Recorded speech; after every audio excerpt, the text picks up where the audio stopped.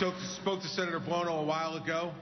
She congratulated me and was very gracious in her congratulations, and I thank her for a spirited campaign and for her 20 years of public service to the state.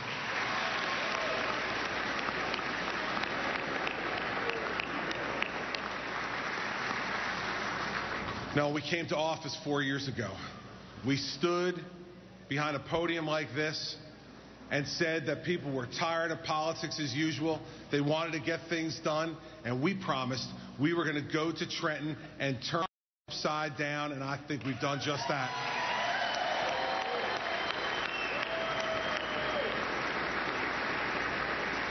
The people of New Jersey 4 years ago were downhearted and dispirited. They didn't believe that government could work for them anymore. In fact, what they thought was that government was just there to take from them, but not to give to them, not to work with them, not to work for them.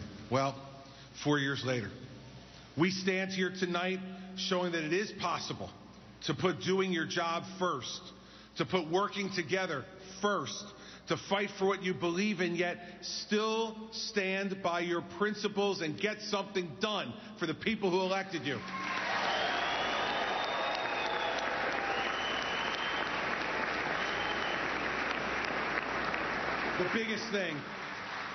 The biggest thing I've learned over the last 4 years about leadership is that leadership is much less about talking than it is about listening, about bringing people around the table, listening to each other, showing them respect, doing what needed to be done to be able to bring people together and to achieve what we needed to achieve to move our state forward.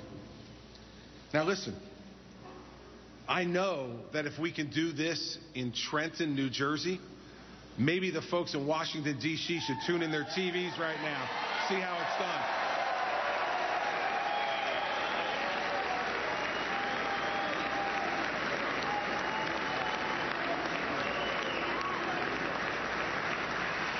See, listen, we're New Jersey. We still fight. We still yell. But when we fight for those things that really matter in people's lives. And while we may not always agree, we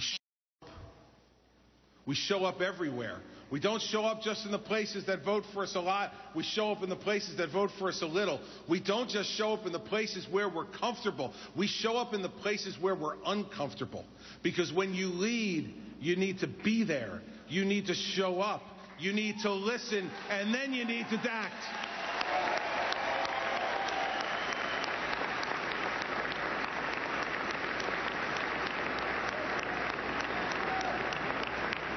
And you don't just show up 6 months before an election.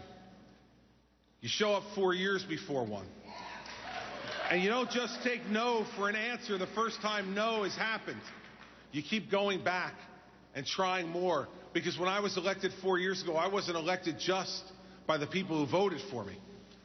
I was the governor of all the people. And tonight, overwhelmingly, those people have said, come on board. It's fine here. Let's have more people support the governor. And now we have a big, big win tonight.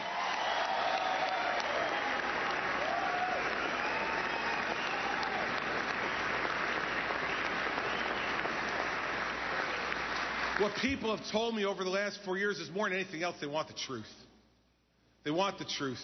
You know, we don't always agree with each other in New Jersey.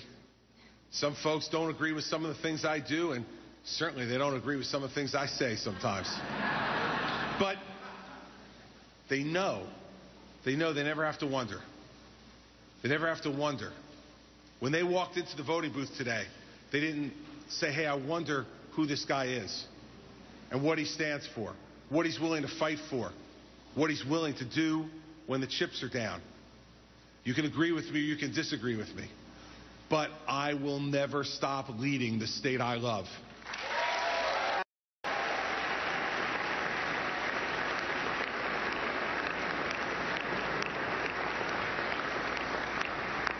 People across the country have asked me how it is we've been able to do what we've achieved.